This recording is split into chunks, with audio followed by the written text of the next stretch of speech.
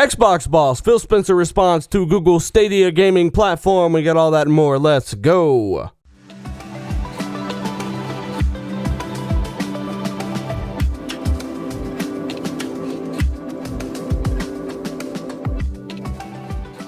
What is going on, guys? It's Dealer here, back again, bringing you the latest and greatest news when it comes to Microsoft Xbox, Stadia, Steamia, and Stevia. As you guys know, and as we covered on last night's RDX podcast, Stadia is Google's new gaming platform. Yes, developers can code independently, bring their games to that platform, have cloud streaming enabled for their title, and Google are pushing hard for this. Well, Phil Spencer and the team have actually watched the press conference, and Phil has actually released an official response to his team. And his announcement goes as followed. We just wrapped up watching Google's announcement of Stadia. Their announcement is validation of the path that we embarked on 2 years ago. That's Phil's way of saying, hey, y'all out here acting like they're doing it first, but we've been doing this for years.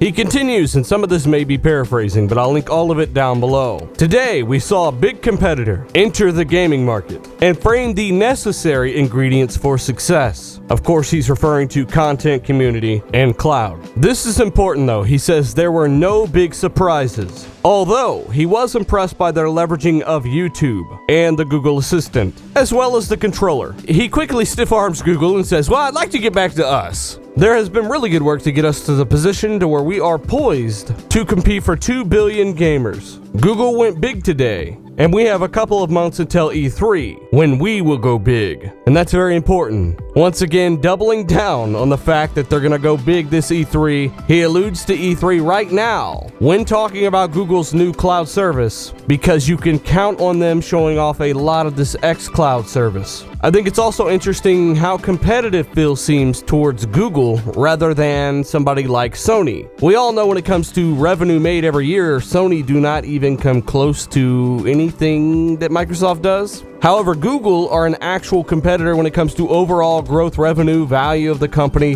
They're even in the same technology space. It just seems like to me that Bill is kind of a little competitive here in his words, whereas he normally wouldn't be to somebody who is just in the console space alone like Sony. I mean, Sony are doing streaming, but it's nowhere near the caliber of Google or Microsoft. I do not believe Phil Spencer thinks Sony can do it. I think Phil Spencer thinks that only Microsoft, Amazon, and Google can do it. Their eye truly is set on the big prize here, that 2 billion global gamers that they are trying to obtain. He doesn't see Sony as somebody who can obtain those gamers.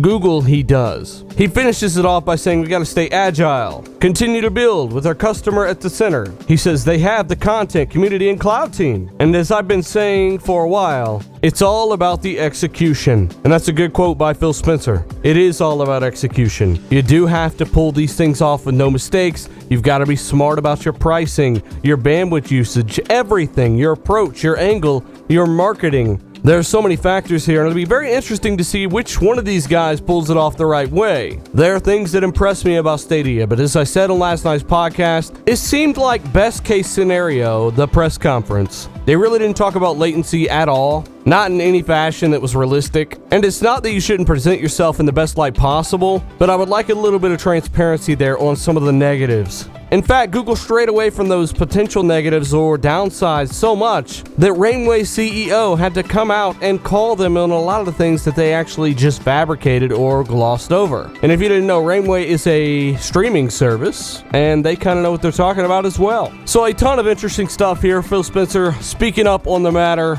He doesn't seem intimidated at all. In fact, doubling down saying, hey, E3 is just a few months away and that's where we're going big. Plan on seeing Xcloud related services there. Speaking of Xcloud, Xcloud actually has a pretty big advantage over something like Stadia right now. As we all know, Xcloud uses local Xbox One hardware in a server rack in a data center to bring you gameplay to your mobile device. Stadia has to be developed for, it has to be ported to, it has its own API. That is a big hindrance for developers. They often take the path of least resistance. To break it down further, this means that any game that is made for Xbox One, Xbox 2, whatever, Xbox 27, they're just going to work on Xcloud because Xcloud is using real Xbox hardware in the server rack. Whereas every game needs to be ported and coded for something like Stadia. This means that all of your Xbox games, provided the publishers give the green light, can automatically and instantaneously be streamed to whatever devices you have. No work on the publisher developer side. And that brings along a massive back catalog of games, thousands. Whereas Stadia is starting fresh. Xcloud has that big significant advantage. But on the other hand, in the meantime, Stadia will have higher performance on its side. Games like Assassin's Creed Odyssey are able to stream at 60 FPS, whereas the current Xbox One S server racks in their data centers will not allow for 60 FPS playback because it is limited by that Xbox One hardware itself. Now, there are Xbox Anaconda SKU data racks coming in the future, which could unlock higher FPS, better settings, next generation games at their higher fidelities, but in the short time, Stadia does have that advantage. Ultimately, we don't know the price, there's a lot we don't know. We saw a lot of cool developer tools, a lot of cool concepts, a lot of cool stuff for streamers, not enough for the consumer in my opinion, and I cannot wait till E3 2019. So let me know what you guys think down below. Hit that like button if you enjoyed the video, maybe thought of something you hadn't thought of before in this video. That'd be well appreciated. Share this with as many friends as you can. Of course, if you haven't yet, subscribe for all the latest and greatest on next generation console news, updates, and more. Let me know your thoughts down below. I'm Dealer. I'm out.